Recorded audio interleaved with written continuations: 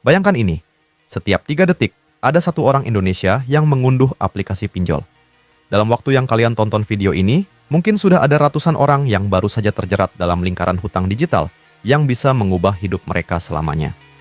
Tahun 2024, OJK mencatat ada 102 juta rekening pinjol aktif di Indonesia. Itu artinya, dari setiap 3 orang dewasa di negara ini, 1 orang punya pinjol.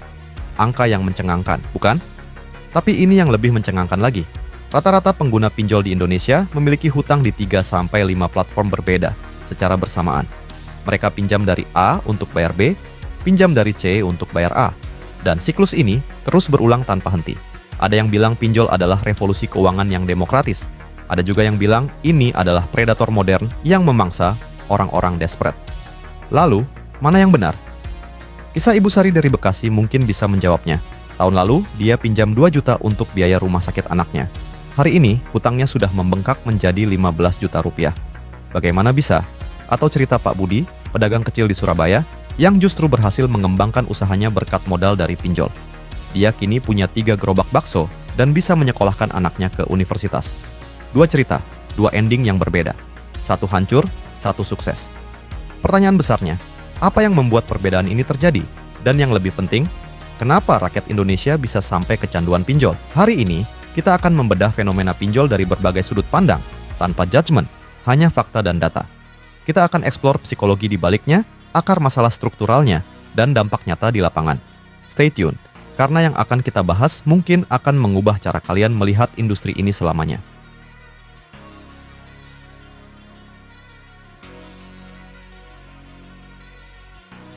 Sebelum kita menghakimi siapapun yang menggunakan pinjol, mari kita pahami dulu bagaimana seseorang bisa kecanduan pada sesuatu yang sebenarnya adalah hutang.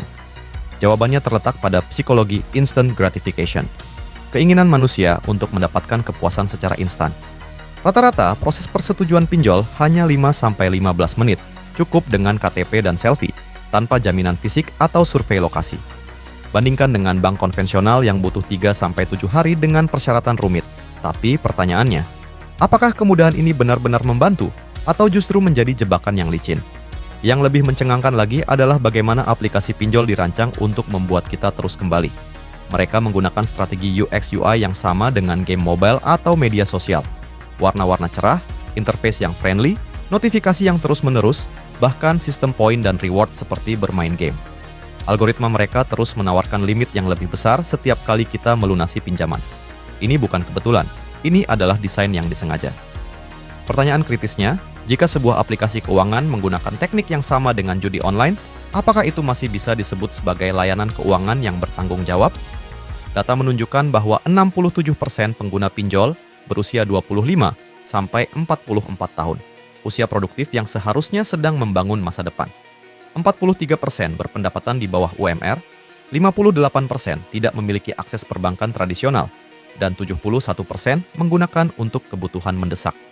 Pinjol tidak menargetkan orang kaya, mereka menargetkan orang yang desperate, dan strategi ini sangat efektif. Tapi apakah menargetkan orang yang sedang dalam kesulitan keuangan bisa dianggap sebagai praktek bisnis yang etis? Inilah yang paling berbahaya. Siklus ketergantungan yang dimulai dari trigger event seperti kebutuhan kesehatan atau pendidikan mendesak. Pengalaman pertama yang mudah dan cepat memberikan rasa aman palsu. Tapi ketika bunga tinggi dan denda berlipat membuat pembayaran sulit, mereka masuk ke survival mode. Pinjam dari pinjol lain untuk bayar yang lama. Menurut survei YLKI 2024, rata-rata pengguna pinjol memiliki hutang di 3-5 platform berbeda secara bersamaan. Debt spiral ini terus berulang tanpa akhir. Pertanyaan yang harus kita tanyakan, jika sistem ini dirancang untuk membuat orang terus berhutang, masih bisakah kita menyebut ini sebagai solusi keuangan?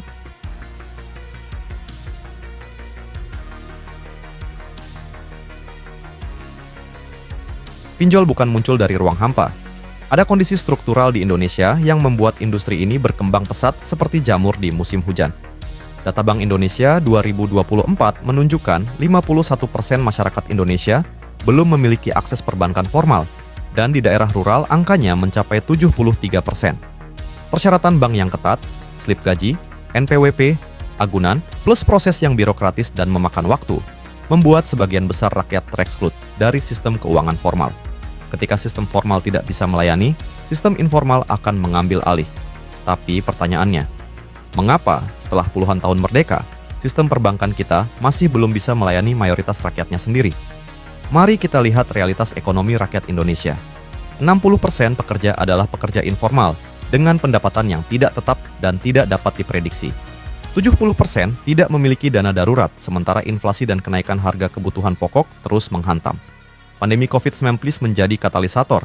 Periode 2020 sampai 2022 melihat lonjakan pengguna pinjol hingga 300%. Banyak yang kehilangan pekerjaan atau penghasilan menurun drastis, sementara bantuan pemerintah tidak menjangkau semua lapisan masyarakat. Dalam kondisi seperti ini, apakah kita bisa menyalahkan orang yang memilih jalan pintas melalui pinjol untuk bertahan hidup? Tapi ada faktor lain yang sering diabaikan. Budaya konsumerisme dan FOMO yang dipicu media sosial. Tekanan untuk lifestyle upgrade, budaya fake it till you make it. E-commerce yang memudahkan konsumsi impulsif, dan influencer culture yang mempromosikan gaya hidup mewah. Semua ini menciptakan pressure untuk menghabiskan uang yang sebenarnya tidak kita miliki. Ketika keinginan bertemu dengan kemudahan akses kredit, hasilnya adalah bencana finansial. Pertanyaan reflektifnya, seberapa besar media sosial dan budaya konsumerisme berkontribusi terhadap masalah pinjol ini? Yang paling ironis adalah tingkat literasi keuangan kita yang masih sangat rendah. Data OJK 2024 menunjukkan indeks literasi keuangan Indonesia hanya 38,03%. Pemahaman tentang bunga majemuk sangat rendah, minim dalam perencanaan keuangan jangka panjang, dan tidak paham risiko produk keuangan. Ketika seseorang tidak paham bahwa bunga 0,8% per hari sama dengan 292% per tahun, tentu saja mereka mudah terjebak. Sistem pendidikan kita mengajarkan berbagai mata pelajaran, tapi tidak mengajarkan yang paling penting, bagaimana mengelola uang. Bukankah ini adalah kegagalan sistemik yang fundamental?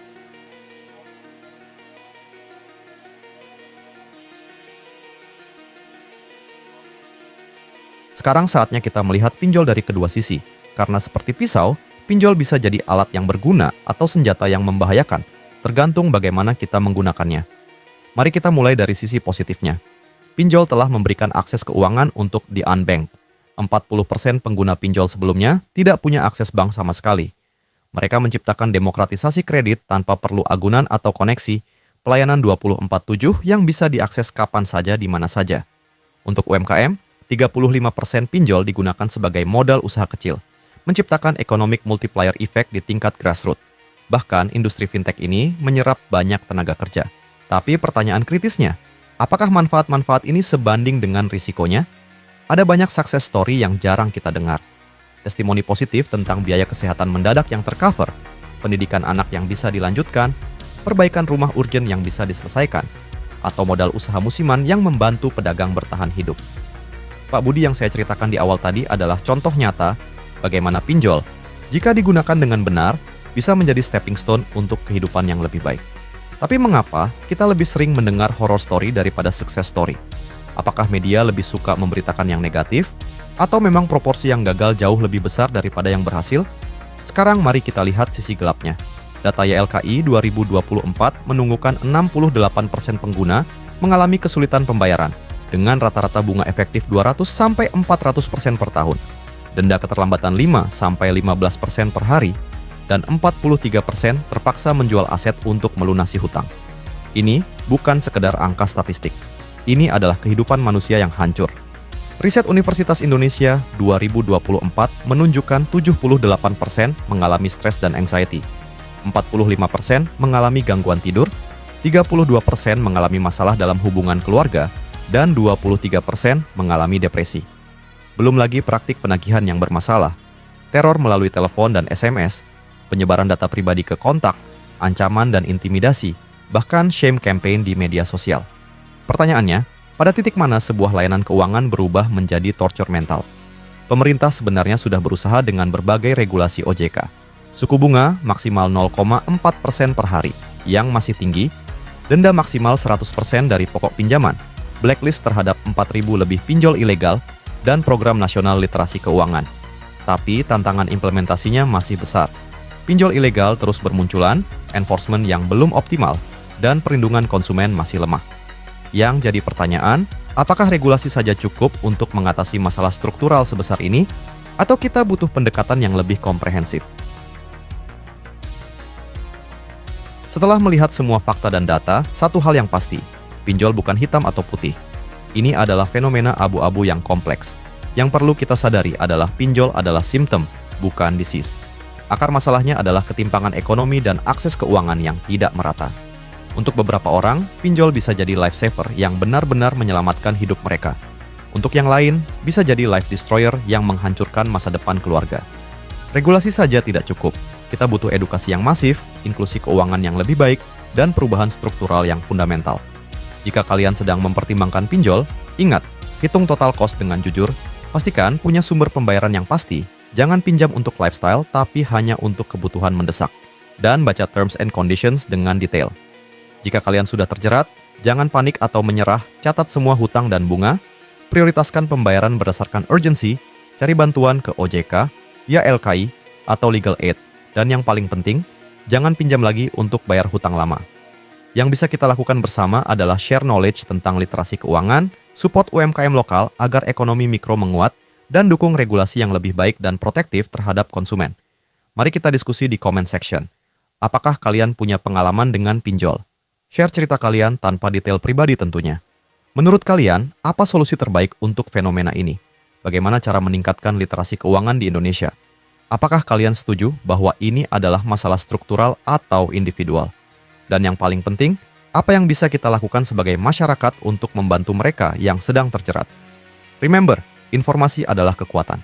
Semakin kita paham, semakin kita bisa membuat keputusan yang bijak.